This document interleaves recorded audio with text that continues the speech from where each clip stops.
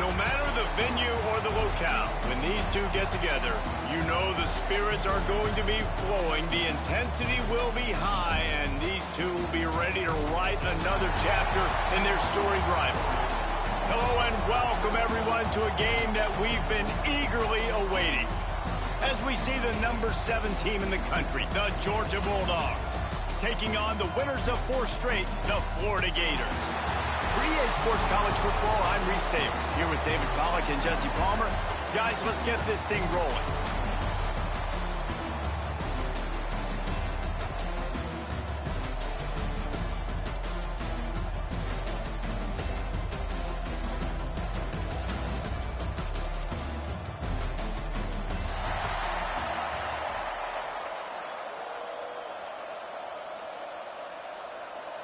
And the Gators will get us started with the opening kickoff.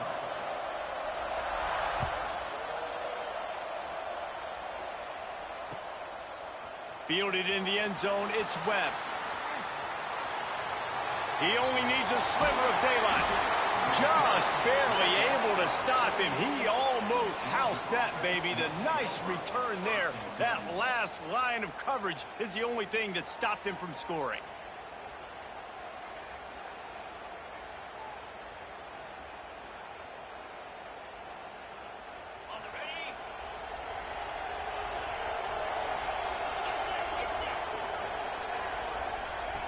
Wants to go up top on first down. Moves away as he feels pressure. He's going to be able to pick up a few yards before the slide. When you reach this point in the season, these types of games, top 25 matchups, really determine whether you're going to be a contender. Yeah, and really show what you're going to be the rest of the season. How are you going to finish strong throughout the season? You know, the first part of the season, now getting to the middle of the season, Palmer, getting a chance to show what you're about so you can finish strong. It's a resume builder, no doubt about it. And really, there's been so much anticipation building up to this top 25 matchup. So which team can control their emotions, I think, goes a long way in who wins this one. They're trying to throw the screen out to the receiver. The defense, though, having none of that. They are just too physical. They're too fast, and they force a negative play. On third down, he drops to throw. Trying to make magic with his feet. Nice run there to keep things moving before they force him out of bounds. Georgia ready to dial it up on another first down. The option look. Now the toss. Stop behind the line. He'll lose a yard. And I think that time the quarterback made the wrong read. He was trying to pitch it. He didn't have to, though. There was a lot of green grass and space out in front of him. If he just holds on to that football, he might not score a touchdown, but he's definitely going to be able to at least get positive yards. I think that's a play on the option the quarterback would like to have back. He'll pull it down and run. And look, this guy has some serious moves, and he tried all of them and still didn't get loose. Well, you're making a positive out of a negative. And that time, quarterback, nice job buying time. He's trying to throw the football downfield. Nothing there. So instead of throwing it away and getting the incomplete, just get what you can get and make this next down more manageable. On third and long, he's going to have to throw for it. Got it in the middle. It's Jefferson. They are on the move as they pick up the first down. They'll spot it at the 28. This Georgia offense moving quickly down the field. Wants to throw on first down. A shot toward the end zone. Touchdown, Bulldogs! Grabbed in the end zone to put 6 on the board. They can use this first score to sort of set the tone, guys, in this rivalry matchup. Man, doesn't this feel good to come out, score early, get the crowd involved, get the nerves out of the way, Palmer, when you're playing in a big rivalry game? Yeah, and I feel like momentum's always a big thing in any game, but in rivalry games, it's that much more important because everybody is going to feed off that first score now.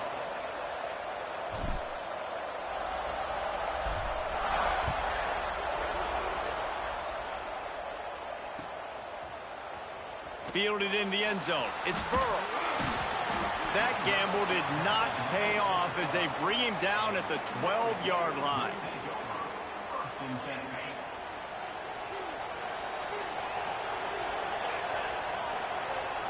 Back to throw, it's Warner.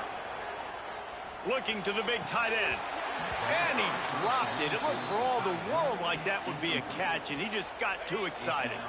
Behind the chains now on 2nd and long. Looking to fire. He lofts one down the sideline. Makes the grab at the 30. And he's brought down after making the big catch, but not before he picks up more than 40. And it's frustrating as a defense when you give up that first down and you give up that pass play. But here we go with this offense. They're right back on the ball. You got to flush that. You got to get lined up, and you got to communicate.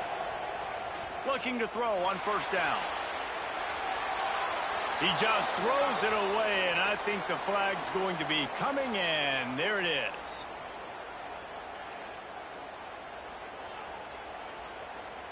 They'll line up for a 2nd down play.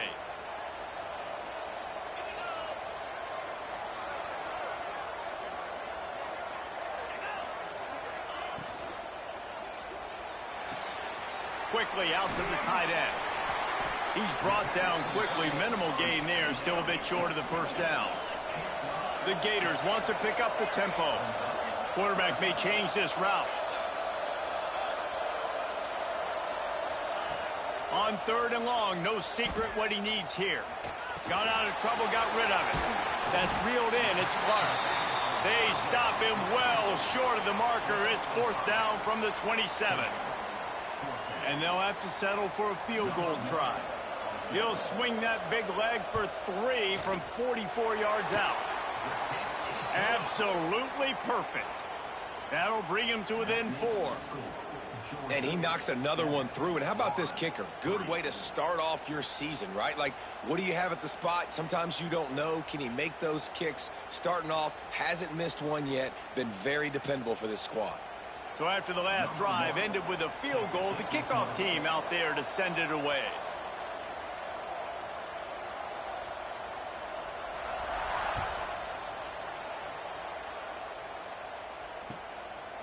He'll bring it out. It's Petty. Didn't find any crease in that kickoff coverage, and he'll be stopped at the 17.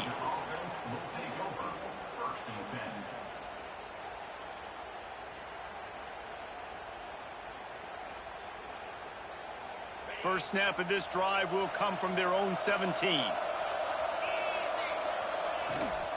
Here's the handoff. They knock him down, but not before he gets it out to the 21-yard line. Pick up a 4. And those body blows really, really matter. Like, I want to be able to hand the ball off to my running back 10, 15 times a game. Make the defense tackle him, wear him out. Sometimes these 3 to 4 yard runs, later in football games, they turn into 5 to 15 to 20-yard gains just because of the body blow effect.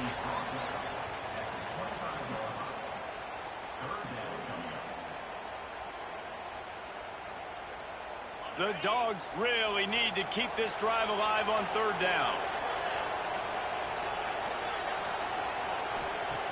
Looking to throw for it. On the move, he fires. Complete downfield. Really nice job there to pick up the 1st down and get it to their own 41.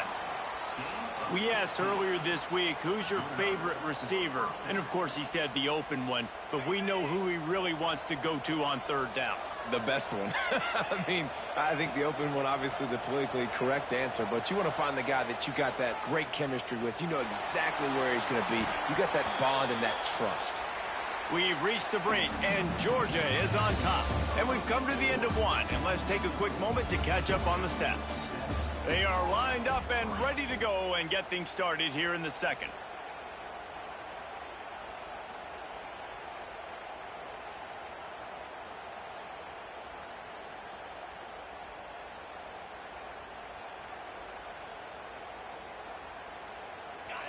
Couldn't make the connection last time. Let's see if they throw it again.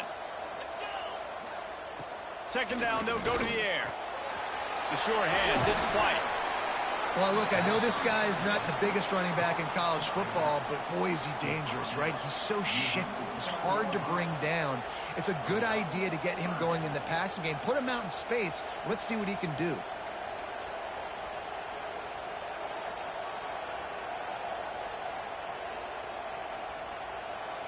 The Bulldogs are at the line looking to convert on 3rd and short. They'll run for it on 3rd and short. Past the first down marker and still running. All down, but he has enough to move the chains. These two first met back in 1915, and for much of their histories, they've been sleeping giants. But, man, when they wake up, do they wake up? Well, two programs, obviously, with a lot of history and a lot of great players in the past, but I feel like because of the recent success of both Georgia and Florida in the last couple of decades, this is a game every year that everybody, not just in the SEC, but I think around the country, have circled because of what this game means. Well, and it's so cool when you're a fan and you've played in this game like me and Jesse both have. You can go back to a singular moment like Run, Lindsey, Run in 1980, which was a 3rd and long on their own 7 that they converted Georgia to go on to win a national title. Big games decided by big moments that live forever. Ripping off a good chunk inside the 25, and they're set up with a first down. Use the play fake, now to throw. Steps away to find some room. Makes the grab, it's Jefferson. He hauled that one in and got it down to the 15-yard line. And the Dogs can play this second down a lot of ways with just a few yards to go. Making sure they have good balance, keeping it on the ground. He's going to lose a yard on that one. And that's how you respond as a defense, man. You give up 9 yards on first down. Second down, man, they bring some pressure. They are in the backfield fast, and they make the tackle for a loss and completely flip the script. Almost a guaranteed first down. Touchdown, Dogs! Hauled that baby in and then strolled into the end zone for the score. Quarterback's abilities to read the field is huge, and also the anticipation, the timing. To be able to throw the football, Jesse, and hit a guy in stride so he can get run after the catch and get in the end zone, that was a nice job by the quarterback. Yeah, it's critical, David. And listen, a lot of times touchdown passes aren't thrown into the end zone. You've got to read the coverage, hit the open guy, and let him do the rest.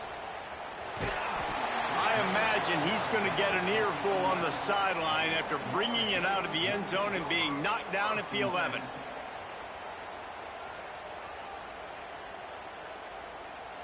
The Gators sending the offense back to work. There's a little more urgency attached to this drive. They've only been able to put up a field goal and start this one down 14-3. Out of the chute, quick toss to the right. He'll be guided out of bounds at the 17, and a productive play there. The Gators with myriad options after that big pickup on first down. Fires to the big fella. Dragged down, but they'll move the sticks for a first down.